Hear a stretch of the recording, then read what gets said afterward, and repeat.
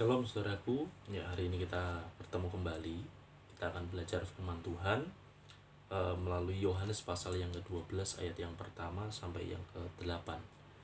Ya, saya akan membacakan bagi saudara ya, dari Yohanes pasal yang pertama sampai yang ke-8. Demikianlah firman Tuhan. 6 hari sebelum Paskah, Yesus datang ke Betania, tempat tinggal Lazarus yang dibangkitkan Yesus dari antara orang mati. Di situ diadakan perjamuan untuk dia dan Marta melayani, sedang salah seorang yang turut makan dengan Yesus adalah Lazarus.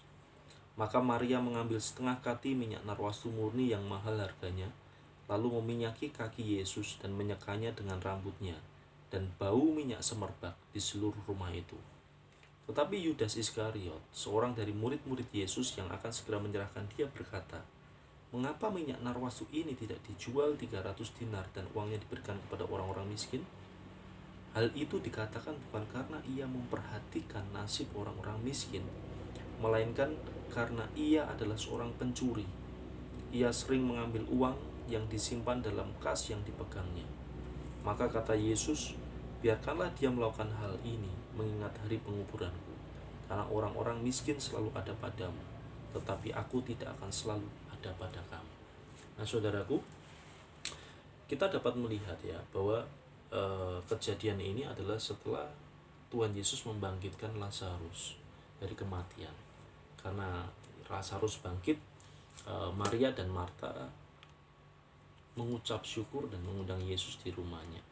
Nah saudaraku, dalam kejadian itu, dalam momen itu, ada sebuah tindakan dari Maria, ya. Dia mengurapi kaki Yesus dengan minyak narwastu, minyak yang mahal harganya. Nah, di momen itu juga karena tindakan itu, ada seorang murid Tuhan yang bernama Yudas. Dia tidak menyetujui, ya, dia tidak menerima tindakan itu sebagai tindakan yang lazim. Kenapa? Karena dia berpikir, minyak itu mahal, bisa dijual, uangnya bisa diberikan kepada orang-orang miskin. Walaupun Alkitab katakan itu hanya sebagai alibinya saja. Nah saudaraku, ada pelajaran penting di sini bahwa ketika kita mempersembahkan sesuatu kepada Tuhan, selalu ada orang-orang yang tidak suka. Selalu ada orang-orang yang menyinyir hidup kita. Selalu ada orang-orang yang skeptis dengan apa yang kita lakukan, terlalu lebay dan sebagainya. Nah saudaraku, tetapi kalau kita melihat di sini, ya, Yesus tidak mempermasalahkan. Bahkan Yesus mengatakan di Injil yang lain, perbuatan wanita ini akan diingat. Nah artinya apa di sini? Bahwa segala apa yang dilakukan dalam mempersembahkan kepada Tuhan, yang menilai bukan manusia, tetapi yang menilai adalah Tuhan Allah sendiri. Nah kembali lagi saudaraku, di dalam sikap Tuhan Yesus terhadap Maria, kita dapat melihat bahwa Tuhan Yesus menerima apa yang Maria berikan kepada dia. Ini menunjukkan bahwa persembahan Maria diperkenan oleh Tuhan. Nah, sekarang kita akan belajar kenapa persembahan Maria ini diperkenan oleh Allah. Ya, mari kita melihat di dalam ayat yang ketiga, saudara. Di ayat yang ketiga dikatakan, maka Maria mengambil setengah kati minyak narwastu murni yang mahal harganya, lalu meminyaki kaki Yesus dan menyekanya dengan rambutnya, dan bau minyak semerbak di seluruh rumah itu. Di ayat yang 3a dikatakan, maka Maria mengambil setengah kati minyak narwastu murni yang mahal harganya. Nah, persembahan Maria diperkenani oleh Tuhan. Yang pertama, dapat kita melihat bahwa Maria ketika mempersembahkan kepada Tuhan, dia mempersembahkan dengan kualitas yang terbaik. Yaitu apa? Minyak narwastu yang murni dan mahal harganya. Ya. Minyak narwastu itu kalau kita belajar ya sedikit konteks di Alkitab ya. Kehidupan orang Israel pada masa itu setiap keluarga memiliki semacam tabungan berupa minyak. Ya, ya, yang biasanya dipakai untuk mengurapi keluarga yang meninggal atau semacamnya. Nah, minyak narwastu ialah minyak yang sangat mahal gitu. Minyak ini tidak ada di Israel, dia harus didatangkan dari Nepal, India. Nah, jadi import gitu ya. Harga minyak narwastu ini kurang lebih sekitar 300 dinar ya. Di konteks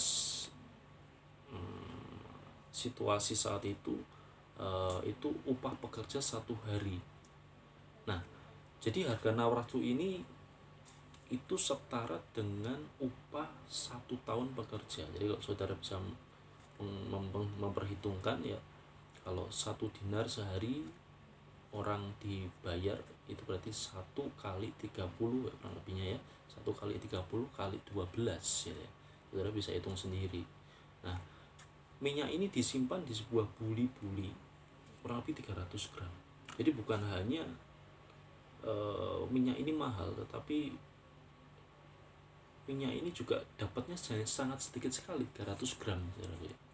Nah, untuk memakainya biasanya mereka memecahkan gitu ya, terus mereka balurkan atau oleskan di tempat, di bagian mana yang minyak itu diberikan. Nah, saudaraku, Maria mengurapi kaki Yesus dengan minyak yang mahal. Dia menyimpan minyak ini, tentunya dia membeli awalnya, membeli dengan harga yang sangat mahal. Ini berbicara tentang apa? Berbicara tentang bayar harga. Persembahan yang memiliki kualitas yang terbaik selalu ada harga yang mahal yang dilakukan. Persembahan yang terbaik selalu ada pengorbanan untuk memberikannya. Nah, ini yang dilakukan Maria, saudara. Ya, kenapa persembahan Maria diperkenan oleh Tuhan? Yang pertama, karena Maria mempersembahkan sesuatu yang berkualitas di hadapan Tuhan. Dia berani bayar harga. Yang kedua, ya, kenapa persembahan Maria diperkenan oleh Tuhan? Mari kita lihat ayat yang ke-3b.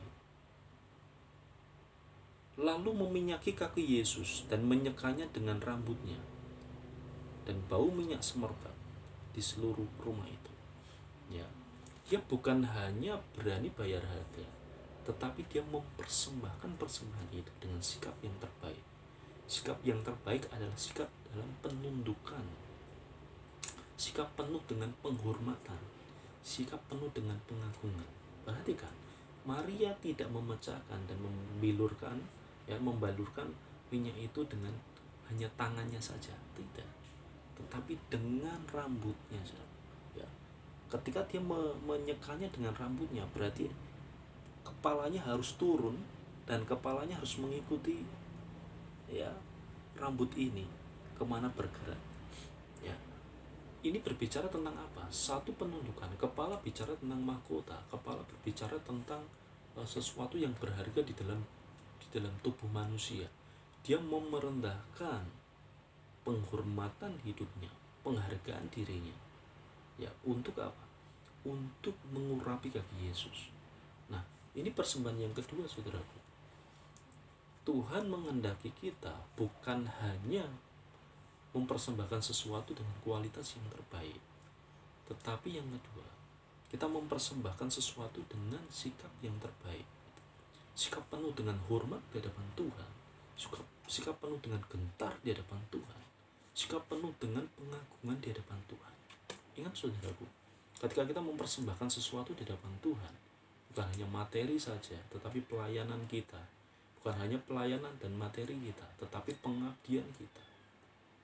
Ya, atau apapun yang kita lakukan. Ketika kita mempersembahkan untuk kemuliaan Tuhan, itu yang dikehendaki oleh Tuhan. Ya. Roma pasal 11 ayat 36 dikatakan, ya, sebab dari Dia, oleh Dia, dan bagi Dia. Selalu endingnya apa? Bagi Dia. Ya, kemuliaan untuk Allah selama-lamanya. Nah, saudaraku, perhatikan, ini ending hidup kita. Ya. Nah, kembali lagi, saat ini, saudaraku, ya, kehidupan kita itu hanya sementara. Kesempatan kita hanya sementara di dunia ini. Dan kesempatan kita harus kita mengerti bahwa hidup kita itu memiliki tujuan.